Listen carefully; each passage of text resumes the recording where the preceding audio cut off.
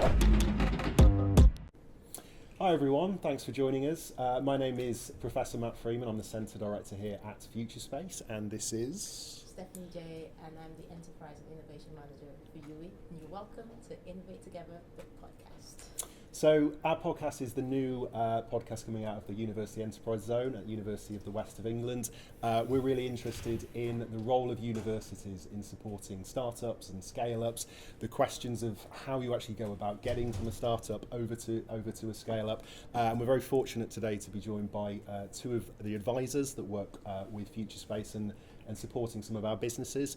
The theme for really this kind of big kind of opening episode is the human factors. So what are the sort of people-focused questions that companies, particularly emerging tech companies, really need to be thinking about? We think it's very common for the types of tech companies that we support here at the university to be focused on their products and their services, but actually what are the more sort of people-focused skills and questions and insights, whether it's around change leadership, whether it's around recruitment, whether it's around people strategy, that are absolutely critical in terms of supporting that growth. So very, very pleased to be joined by our two guests today. Alan, would you like to introduce yourself? Yeah, sure. Hi, I'm Alan Furley, co-founder and CEO of ISL Talent. So we are a recruiter for startups and scale-ups, working with founders who are looking to scale teams and helping them hire mostly across technology, commercial and leadership. And recruitment's been very much where I've spent my career, helping founders think through how to build the right teams, and inevitably that's a big part of what makes for successful businesses. So yeah, really delighted to be along. Cool. Amazing. And Lee. Hi, I'm Lee Norris. I'm an executive coach and leadership development consultant. I'm director of a company called Change Innovators based here in the UK, and we have sister company in Canada, and also we have an emerging market in Australia. Our focus is on building better human connections and helping organisations to understand what modern day leadership that we call New World leadership is all about. I'm really delighted to be here today and talk to you as well. All right, so to start things off, really just a question for both of you, really, which is just around, obviously both of you support the companies that we've got based here. What do you think startups, particularly tech startups, what do you think they kind of really need to know, whether it's from a change or a leadership sort of perspective or a recruitment perspective? What are some of the kind of key, I guess, insights or approaches that yourselves are sort of employing that you think is really, really critical for particularly, sort of like early stage businesses? So Alan, if we start with yourself, if that's all right. Yeah, I think it's a bit cliche to say every business is unique, but I think when we look at the team and the hiring, it's a really important part to capture. I've definitely been guilty myself, and seen other founders who say I need to hire in marketing or I need to hire in sales, and even that first decision might be because they've seen their peers doing that, and so they're following that path rather than thinking about their own path. When it comes to the job specification, I think they can also look for the generic rather than think about what matters to them. So maybe Google a job spec for a marketing manager or a data scientist and assume that captures what they need. Whereas my advice is normally, talk to your peers, talk to recruiters, understand the landscape, but start with a blank sheet of paper and don't think about the experience or the skills or where this person might have worked previously. Think about what's the purpose of this role. And typically within startups, maybe you can't necessarily plan one day for another, but look at 18 months down the line. If I'm walking around the block with this person, grabbing a coffee, a beer, whatever it may be, and saying, Matt, you've done a brilliant job, what sorts of things am I likely to be talking about? And if you put those at the front of that job specification or advert, and from there flow down the tasks, the skills, the capabilities, I think you'll end up with a much truer reflection of what you need versus someone else's version of what good looks like, which isn't going to be right for your business and your startup. So that blank page is really important, but also getting advice from peers, but not following their path blindly. Fantastic. And how about you? So I think that small organisations have very similar challenges to big organisations, but I think that they are in a unique position because they haven't necessarily developed the cultures and they haven't got the baggage maybe, so they can become what I would call more intentional in the development of culture. Now, when companies are small, and you're growing, the tendency would be to focus on products because that's what you're all about. Once you bring in another person or two or three people, Suddenly it becomes about the dynamics of the individuals, yeah? And then what is happening is a culture is starting to emerge, and that culture is geared around the behaviour of those people towards each other, how they are together. It's really important to reflect on that, because cultures can be accidental. So in other words, you're not reflecting on what you're doing, and suddenly there is this dynamic happening. Or cultures can be actually much more intentional, where you have reflected on that and you've kind of set out for yourself a set of ways of being, is how I would put it. You know, how we're going to be together, that you really try to use in your day-to-day, because that forms the foundation of the company, and it forms a foundation for growth of the company. As we were saying earlier, that if it's a bit like recruitment. If you get the right people and you've thought about it, then it's less accidental. Yeah, the psychology and people are amazing. You never fully. They always surprise you. We surprise ourselves, and cultures are the same. Yeah, get them right at the beginning. You've got more chance of developing a healthy culture that is about well-being, productivity, and ultimately profit. And I guess my question's around the use of tech. In the world that we live in, tech and AI have become very more, should I say, rampant, and everyone's using it across different industries, across different sectors. I'll start with you, Alan. From a recruitment perspective, do you think that technology kind of makes recruitment a bit more effective? Does it make it easier? Or do you think it does start to introduce a little bit of a bias at some point? I'm quite interested to know, because say for instance with things like CVs and having CVs in particular templates, or the A-test template, one could argue that if your CV is not, tailored to that, then automatically the tech just doesn't, the technology doesn't even let you get to the next stage, and some will argue that that's a bias. So from your perspective, I want to know, how do you think startups using technology to help with their recruitment?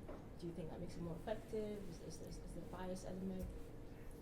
Yeah, it feels, I know there's a few different angles to explore. It feels you could almost record a whole podcast just on that, a series. So it's interesting, I was having a conversation a couple of months ago with a founder who was building within AI. Yeah. And she asked me the question, which was, how do you use AI within your hiring? And perhaps jumping too quickly into sales mode, I started to say, well, maybe we use a little bit here, a little bit there.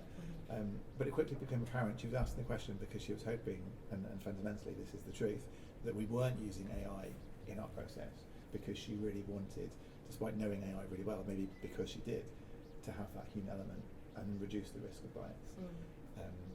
I think the first CV was allegedly used by Leonardo da Vinci some 500 years ago, and there's an argument to say it hasn't really evolved since.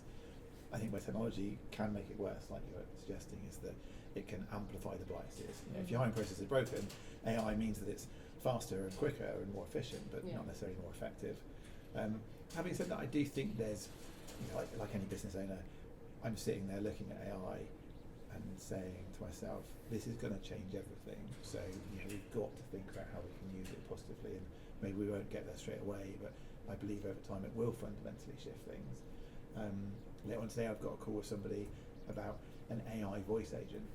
Now, initially when I heard about using AI and representations and avatars of ourselves in a hiring process, it felt to me it lost that very human element that I think is a big part of making decisions, but also engaging with people. If I want to convince Lee to join my business, it feels that as a founder, doing that personally rather than doing it technology is likely to be the key thing.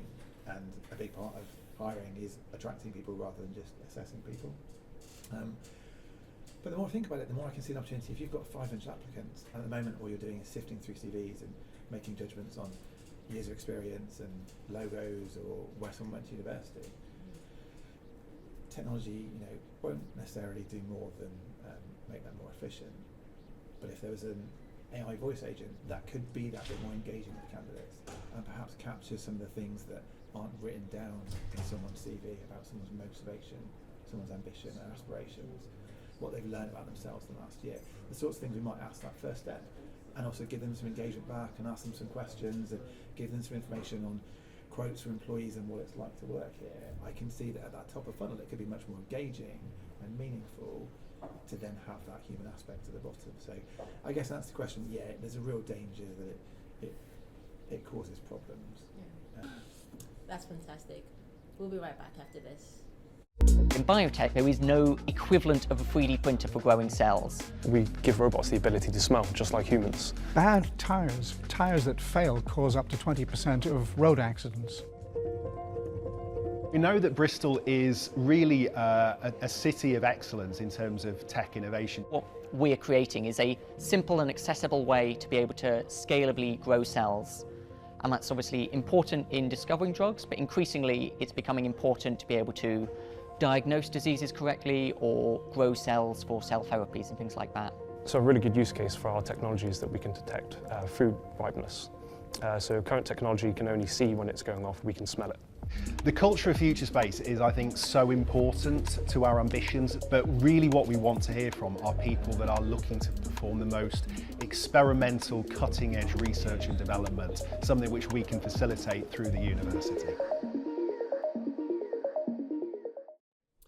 Okay, so Lee, a couple of questions I think I've got for you around the sort of leadership theme. I mean, obviously one of the things we're really interested in this podcast is that sort of difference between kind of early stage startups, kind of more mid-stage scale-ups, and really sort of what that journey looks like and how you kind of progress. I mean, first of all, I think, you know, from your perspective, like, is there any difference from a sort of leadership coaching perspective when you're working with, you know, someone really sort of early on to maybe sort of a bigger company that's maybe that's kind of grown, they've taken on kind of multiple staff, for example, or actually do you sort of approach what you do in much the same way?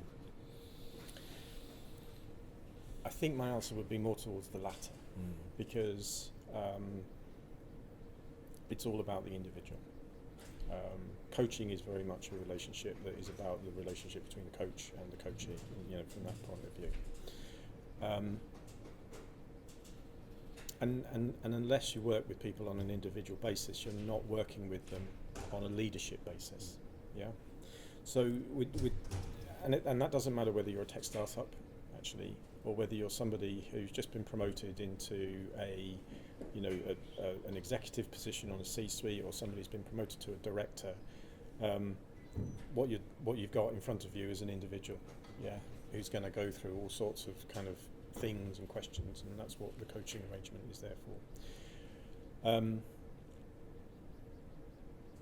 One of the things that can happen fairly quickly in those arrangements is that people, and I were just talking about it, you know, sometimes what people ask is, well, what would you do? And the cliched coaching answer is, I'm not you. So what I would do isn't necessarily what you should do. So giving advice can be really problematic. What we tend to do then is say, okay, so what this person really needs is leadership development. Okay, so leadership development and coaching often go hand in hand. Leadership development is a personal development. It's asking the question, who are you? Because who you are is how you lead, and how you lead is basically how you take your company forward, how you talk to individuals, how you help people to grow. And there's a huge overlap with leadership and coaching. So if you want to get the best out of your people and you want to get the best out of yourself, actually you'll coach yourself and you'll coach the people around you more often than not. That doesn't mean to say that you don't have an opinion or you don't give direction or what have you. It just means to say that, you know, before you do certain things, having that ability to reflect and then be intentional in your behaviour and be mindful of what's happening for the other person and really being curious and staying curious is a key skill set for leadership. Okay, so in a small company, when there's just you, you're all about the product and you're all about you, and you've got these relationships that you've built with people, and then suddenly you take on a couple of people, and then you've got 6 people, and then you've got 10 people, and then you get, you move out of Future Space, and then you've got 80 people suddenly. That's a very, very different situation, because then it isn't about you and your product, it's all about you as the leader and actually nothing to do with you at the same time, because this is all about how you encourage your people to take opportunities, to be accountable for themselves, and actually move things along in that direction. So, and that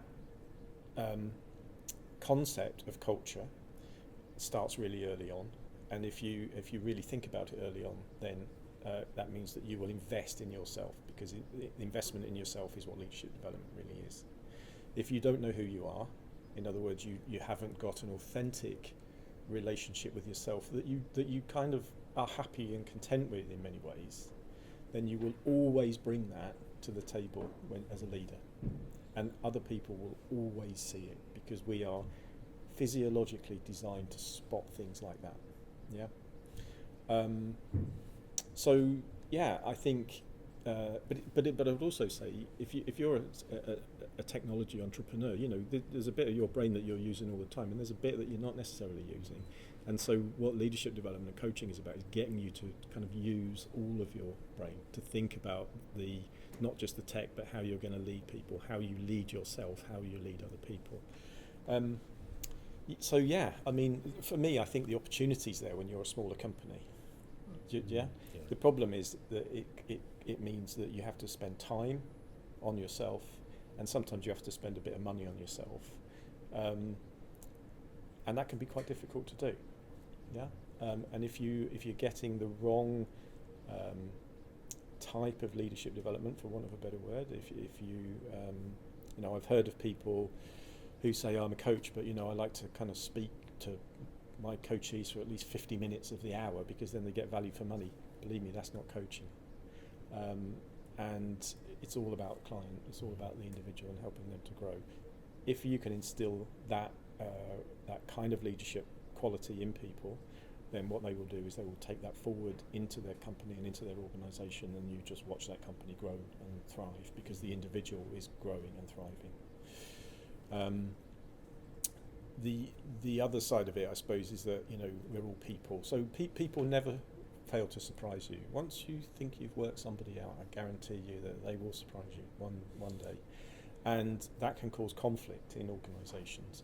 And conflict is often left, and conflict that's left eats away at culture. Yeah, it eats away at and in the end, really, what makes organisations thrive is the ability of people to connect at a human level. If you can't connect at a human level, or something gets in the way of that, the energy changes. Yeah, and trust goes down. And once trust goes down and the energy changes, then you start to lose the essence of your ability to be productive and to work together as a team. Yeah, so having the skills to recognise that, and having the right skills, and potentially bringing other people in to support and help with that, is really critical. It doesn't matter whether you're a startup or whether you're a big organisation, but it's always about the individual, because that's where the growth takes place, one person at a time. All right, that was fantastic. Thank you. It was really powerful. One person at a time. I like it. And you talked a lot about culture and sort of like person to person dynamic. And I guess my question is for both of you, really. I'm happy for any of you to start. How does tech impact that dynamic? Do you think that there's more of a positive impact, or there's more of a negative impact with the people-to-people dynamic, the team dynamic, the workplace culture? Is tech helping that become a bit more effective? Is tech helping with people bonding better, or is it really actually driving people apart? What are your thoughts on that? Shall I start? Yeah, happy for you to go. So I work in a company where we employ a relatively small number of people. There's about 6, 7, 8 of us around the world. Some of us in the UK, some of us are in Canada, some of us are in Australia. And without technology, we wouldn't have a company, because we are connecting all the time through this technological medium. I'm old enough to remember, as we probably all are really, time before COVID, when nobody knew what Teams or Zoom was. Yeah, it was a crazy thing to reflect upon. So so my view is that technology has the capability to bring people together. Really, what's behind that is the human and individual behaviour. So learning about tech is really important because actually it leverages the your ability to do certain things. We can all chat in the windows and everything else. But if you're let me give you an example. If you're in a meeting and you're in a Teams meeting and there's a fantastic conversation happening and you're really engaged with it, yeah, and in the background somebody's texting somebody around the corner saying, "Oh, I can't stand this person. What are they talking about? Will you have a go at them for me?" Yeah. Now, does that go on? Yes, it does. Yeah. But it means that you're not really present. It means that you're not really engaging positively within the discussion within the organisation. So much of it is about behaviour. Yeah. And much of it is about how much we value ourselves and how much we value the other people that we work with. And technology has been around for a long time. We used to write letters to each other, didn't we? Yeah, people fall in love with love letters. That was a kind of technology. Pen pals. So when we think about technology, in the way that we do now in terms of digital technologies, it's a worthy reminder that the ability to communicate, whilst it may have taken longer, we communicate emotion and we communicate more than just the words, regardless of the medium. So it's for me that's really important to bear in mind. That you can get to know people and have fantastic relationships with people regardless of the technologies. If we're talking about digital technologies, the downside of it is that you can be always on. So it's really important to learn and within an organisational culture, establish intentionally how you're going to use those technologies, so that if you decide you're sending emails over the weekend because as an entrepreneur and you're kind of you've just had your eureka moment, sending an email or sending a difficult email on a Friday afternoon, somebody can ruin their weekend. Yeah. And often people don't even think about it. I just needed to get that off my plate this week. Yeah. Or sending a positive email or any kind of email to somebody on a Monday morning when they can actually do something about it is a much kinder, much more honest way of being. So for me, a lot of it is around reflecting on behaviour, because our values, our organisational values, often set a framework for behaviour, and people are observing all the time. So if people are sending emails on a Friday afternoon, yeah, then other people might think, well, I need to send emails on a Friday afternoon. Yeah. But also when that happens, other people talk to each other, and then they can also experience and feel the emotion of having positive and negative energy kicking around inside an organisation through those digital platforms. So, for me, it still comes back to people. Great stuff. And what do you think about that? I'm very in line with what Lee's saying there. I think from a productivity point of view, I think technology has been great. Whether it's what I feel from using AI to take away bits of the job that I don't enjoy so much and focus on the bit where hopefully I'm more valuable, but definitely where I enjoy more. Love it.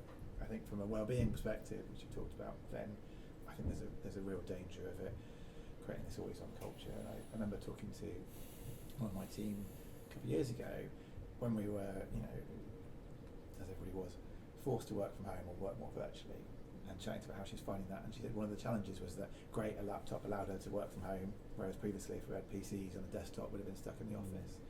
But she really struggled at the end of the day to know when to switch off. And talking to her about that, part of the challenge was that when she was in an office, then she saw the signals of people around her. Whereas when she was at home, it was difficult to define when a good day's work had been done. So the technology there was great because it allowed her to work from home, work flexibly, but potentially meant that she could still be working at 10 o'clock in the evening and her partner saying to her, well, what are you doing? So I think there is a balance there, and we probably need to look at it.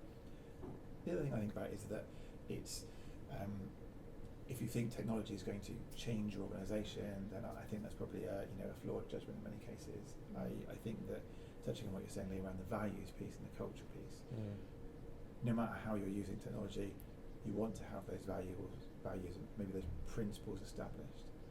If the policies or the bits of software change, then that's fine, and you work out what works for your business.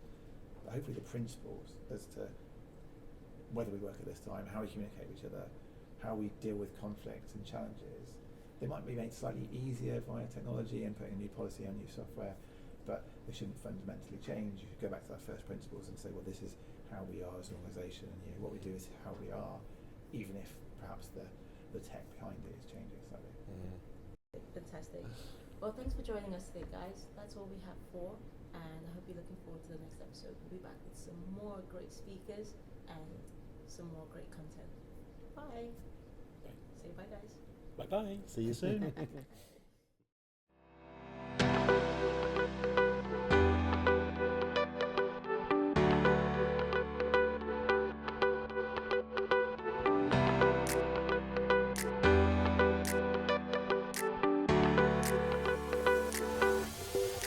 Welcome to Lunchspace, the place where ideas come to life.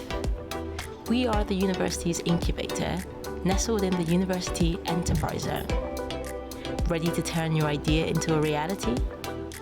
Whether you're thinking of starting a business or testing a new concept, we're here to help you grow. Join the ranks of over 200 startups we've supported, helping them raise over 150 million. So, what are you waiting for? See you soon.